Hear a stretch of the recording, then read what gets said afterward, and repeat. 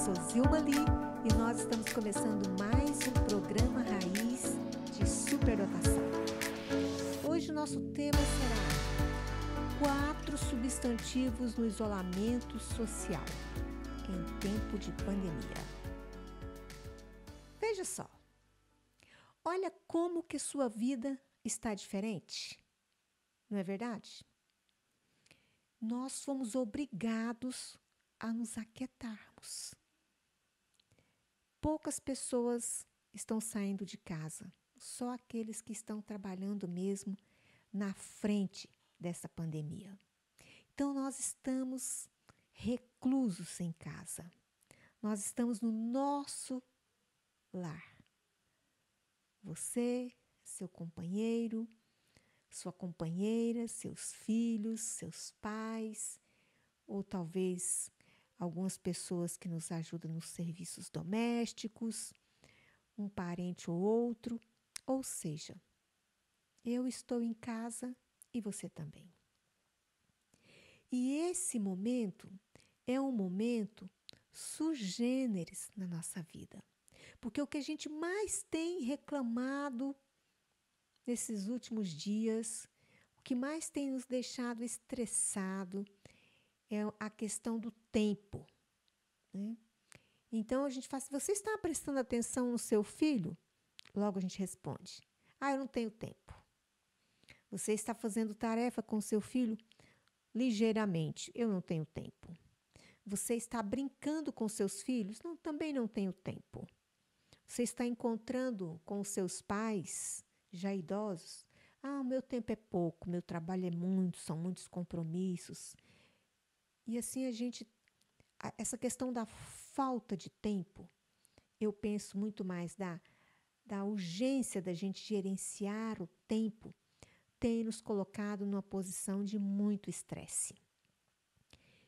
E agora, o que a gente tem de melhor neste momento é o tempo. Agora nós temos todo o tempo. Tempo de cuidar de você, de olhar para você, de estar com os seus, de cuidar mais dos seus animais de estimação, de pôr a sua leitura em dia, de assistir os seus filmes, de ouvir a sua música. Ou seja, tempo nós temos. E é para aproveitar esse tempo que eu quero te convidar a fazer uma observação. Observe quem é seu filho ou quem são seus filhos. Quem são seus filhos neste momento de isolamento social? Como é que eles se comportam? Tá?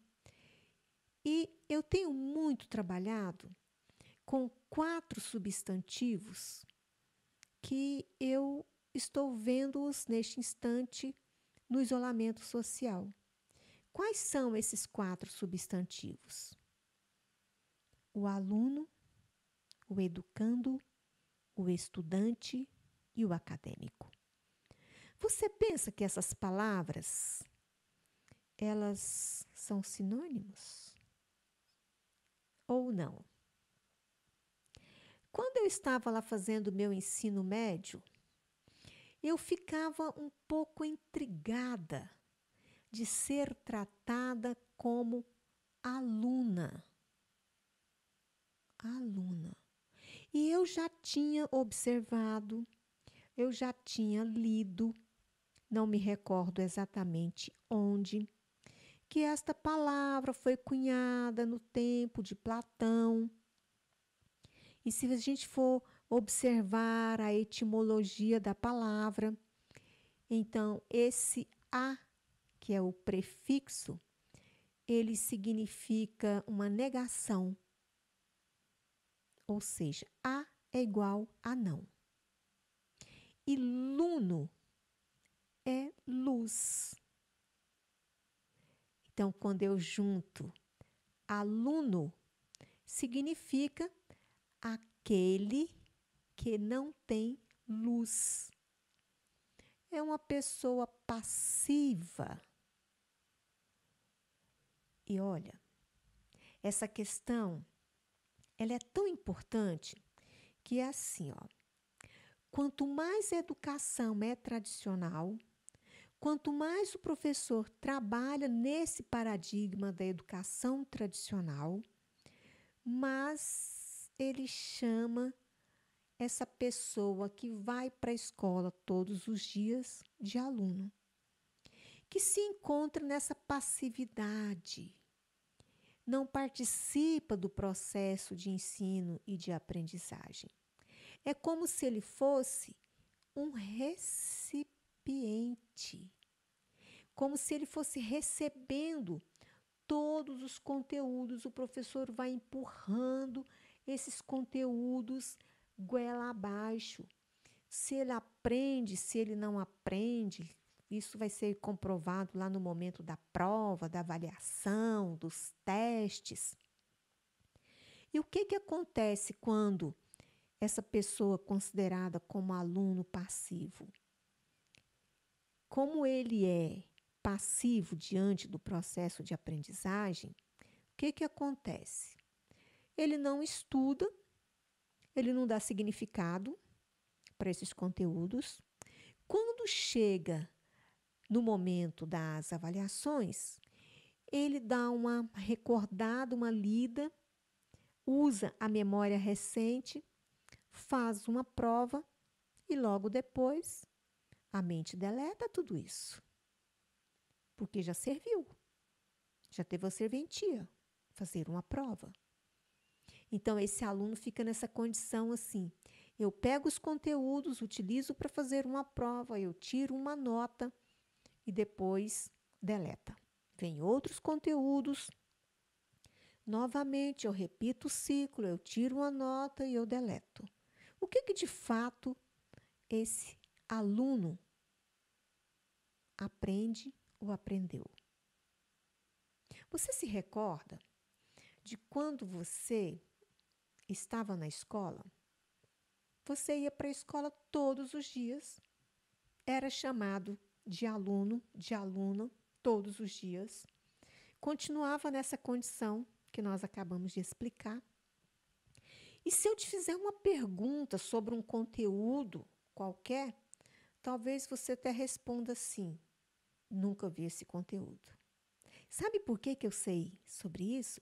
Porque eu pergunto para as minhas educandas em sala de aula, para as minhas estudantes de pedagogia. E a maioria dão o depoimento de que não se recordam. Por que não se recordam? Porque, de fato, não apreenderam esses conteúdos.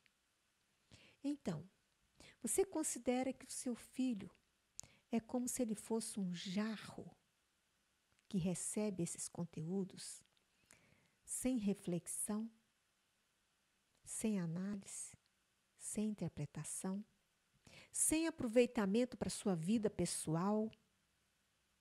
Bom, essa é uma questão que me incomodava muito e que ainda me incomoda. Que nós, professores, nós, pais, utilizamos a palavra no piloto automático e a gente não presta atenção no significado. A gente não presta atenção, eles também não prestam, e assim a gente vai passando a vida e a gente não consegue sair dessa mesmice, dessa passividade.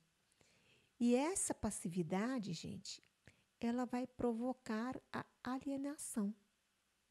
Vai ficando mentes cada vez mais alienadas, e isso vai promovendo um nível de consciência quase que intransitivo. É isso que nós queremos para os nossos filhos? Com certeza que não, né? Já respondo, com certeza que não. Ou talvez você considere que o seu filho seja um educando. Um educando. Aquele que está no processo educacional. Aquele que se educa. Educar. Um verbo reflexivo. Educar-se. Ele participa do processo de ensino e aprendizagem. ele atribui significado aos conteúdos e ele educa-se. Ele transforma esses conteúdos em experiências. Experiências que provocam mudanças. Eu fico recordando quando eu tinha 9 anos, quando eu tinha 9 anos, eu estava fazendo a 4ª série. Não, então eu tinha 10. Essa memória minha é de 10 anos. Eu já estava fazendo a 5ª série na época.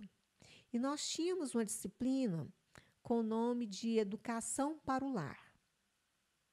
Gente, essa disciplina foi tão significativa na minha vida. Por quê? Ela nos ensinava coisas do dia a dia. Então, por exemplo, como arrumar uma mesa, como enfeitar uma salada, como pregar um botão, ou como prestar atenção na estética da organização dos móveis, ou como customizar uma roupa, uma bolsa. Eram conteúdos do nosso dia a dia e que a gente podia praticar isso em casa. E eu chegava em casa com essa expressão, com os olhos alegres, com um sorriso no rosto, e eu ia feliz contar para minha mãe o que eu tinha aprendido e eu transformava isso em uma experiência de mudança. E aí eu ensinava os meus irmãos mais novos a como sentar corretamente a uma mesa, a como utilizar um guardanapo e coisas do dia a dia. E essa disciplina foi tão importante e eu fui me educando com esses conteúdos. Eu fui refinando o meu comportamento. E quando eu ia participar desse momento na escola, eu tinha então alegria em aprender. Porque a cada conteúdo eu me tornava cada vez melhor. E isso traz essa alegria, olha, alegria do olhar, alegria da expressão, alegria até mesmo diante da perplexidade, de você entender sobre um determinado assunto e dizer assim, nossa, que legal, eu posso fazer isso. Então, seu filho é um educando?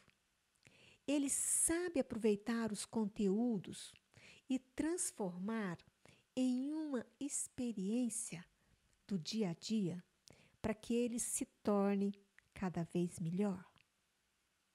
Bom, temos uma outra categoria, ou dentro da nossa brincadeira proposta, um outro substantivo nesse isolamento. Será que seu filho tem o perfil de estudante? Você poderia pensar, isso é tudo igual. Não é.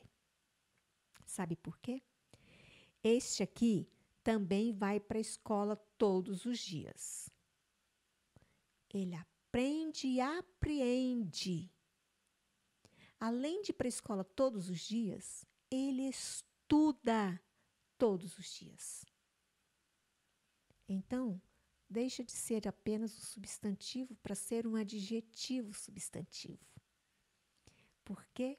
Porque ele fixa o conteúdo. Se ele estuda todos os dias, ele fixa o conteúdo, ele atribui significado a esse conteúdo, ele faz relações com a sua vida, com a dinâmica do seu cotidiano, e ele vai formar arquivos vivos.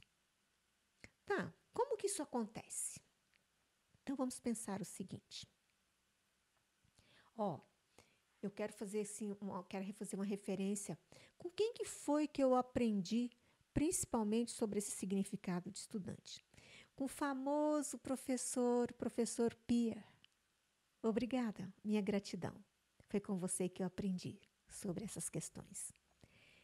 Vamos imaginar que seu filho vai para a escola todos os dias pela manhã. Então, é muito importante que ele encontre um horário à tarde ou à noite para que ele estude os conteúdos no mesmo dia. Como dizia o professor Pierre, conteúdo dado, conteúdo estudado. Conteúdo explicado, mediado, focalizado por um professor deve ser estudado no mesmo dia. Gente, isto por quê? Porque o nosso sistema límbico, ele só vai gravar as nossas experiências do dia, neste caso, as nossas experiências da escola, quando nós estamos dormindo. Então, vamos imaginar o seguinte: é como se o sistema límbico, durante o sono, nos perguntasse assim: a aula de história que você teve hoje tem significado para você? Aí você vai responder: sim, tem. Porque agora eu consigo compreender os fatos históricos dentro do espaço geográfico e como que eu posso ser protagonista da minha história, construindo o meu espaço geográfico, modificando e melhorando cada vez mais a minha história. A hora que você responde com emoção, com afetividade, com significado sobre o conteúdo que você estudou em um período que antecede o seu sono, você vai atribuir um significado a esse conteúdo. Nesse instante, então, o sistema límbico forma um arquivo que eu estou chamando de um arquivo vivo. Por quê? Porque ele vai ficar armazenado na sua memória.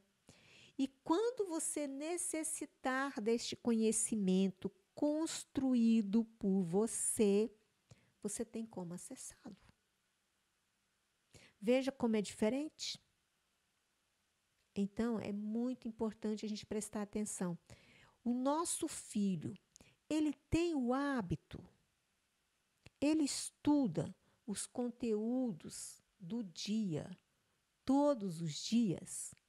Só assim ele vai merecer o título de estudante.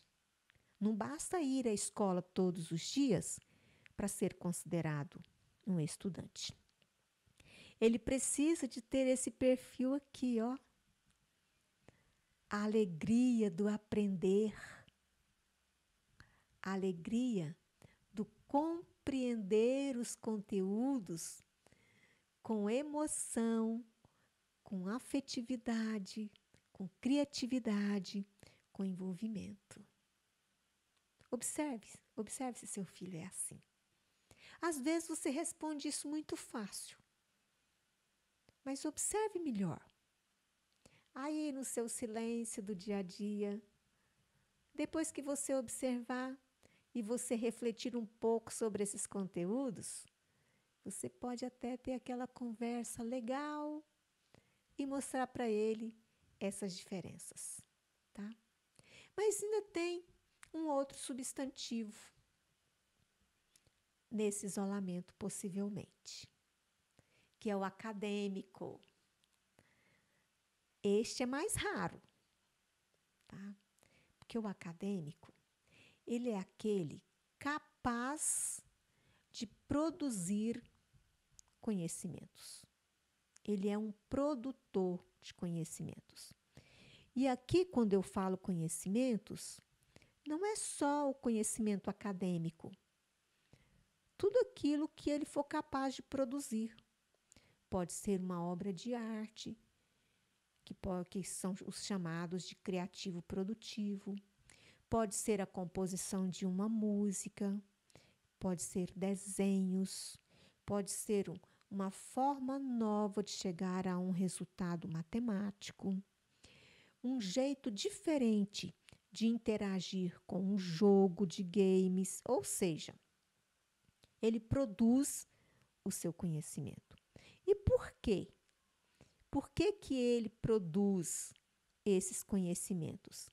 Porque ele sabe partir daquilo que ele já sabe para produzir este novo conhecimento. E aqui a gente faz um parêntese e vamos lembrar então da teoria de Vygotsky, que precisa de estar na nossa vida diária. Vygotsky vai dizer das nossas 3 zonas de desenvolvimento.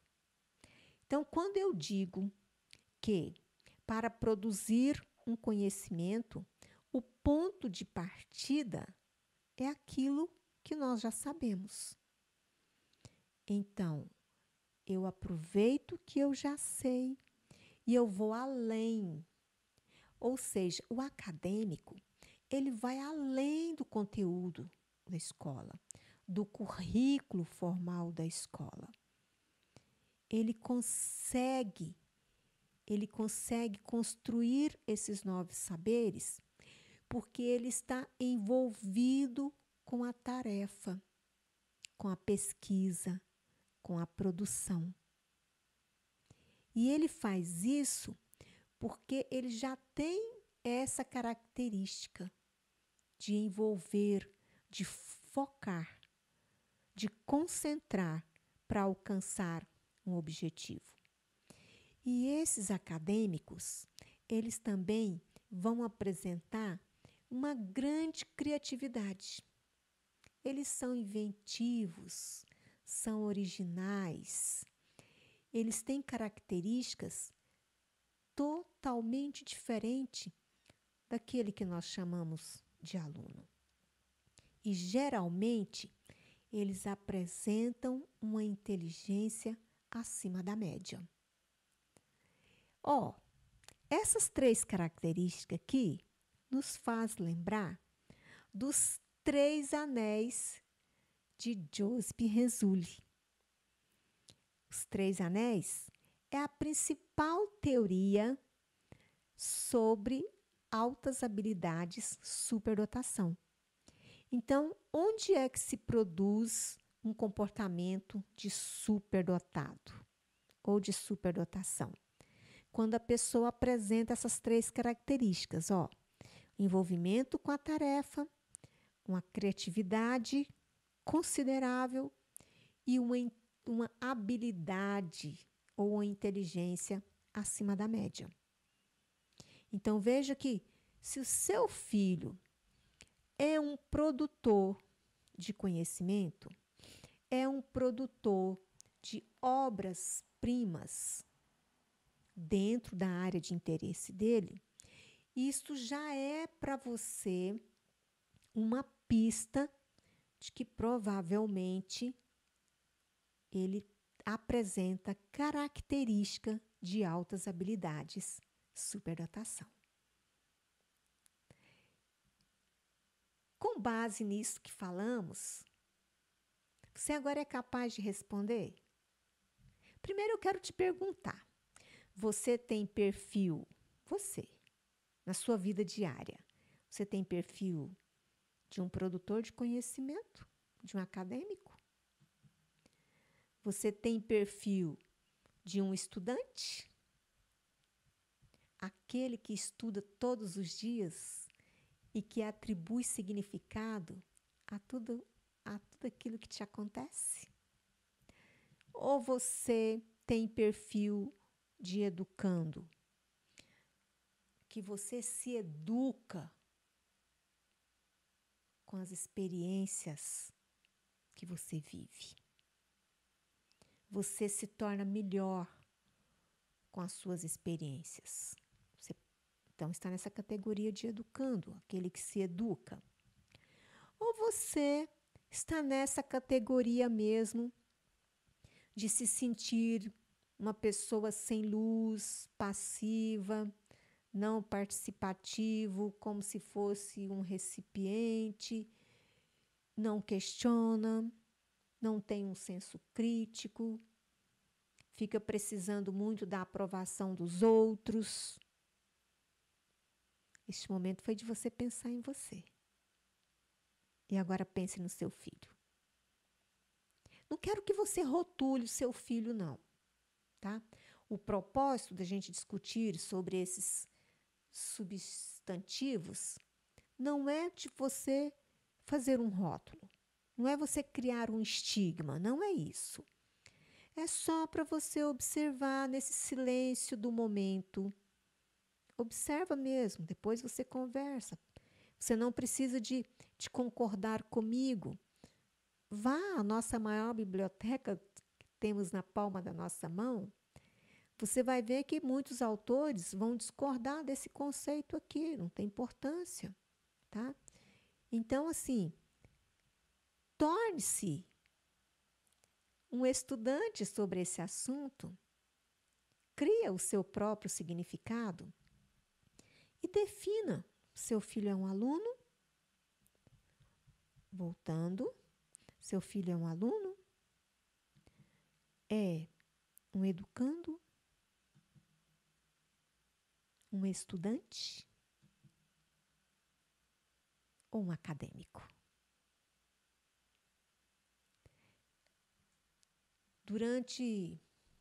Praticamente eu tenho 30 anos de docência. E eu tenho observado o quanto é importante a gente prestar atenção na forma, no substantivo que nós utilizamos ao lidar com as pessoas. Isto permite que a pessoa ela vai se impregnando dessas características, até mesmo sem saber por quê. Como, por exemplo, se todos os dias você se referir ao seu filho como: meu filho, como você é lento, ele vai ouvir isso inúmeras vezes. Isso vai cristalizar em sua mente e ele vai acreditar que ele é lento. Vê que não foi que ele se sentiu lento, foi de tanto escutar o pai, a mãe, o irmão, o amiguinho falar que você é lento, que você toma isso como verdade e você se torna lento. Como também o contrário é verdadeiro. Se você todos os dias você receber um reforço positivo, que você é inteligente, que você é valoroso, é amável, é carinhoso, é delicado ou delicada, é atencioso, elogie. Elogie mais os seus filhos. Porque nós gravamos tudo que nos acontece. E essa gravação fica no nosso inconsciente.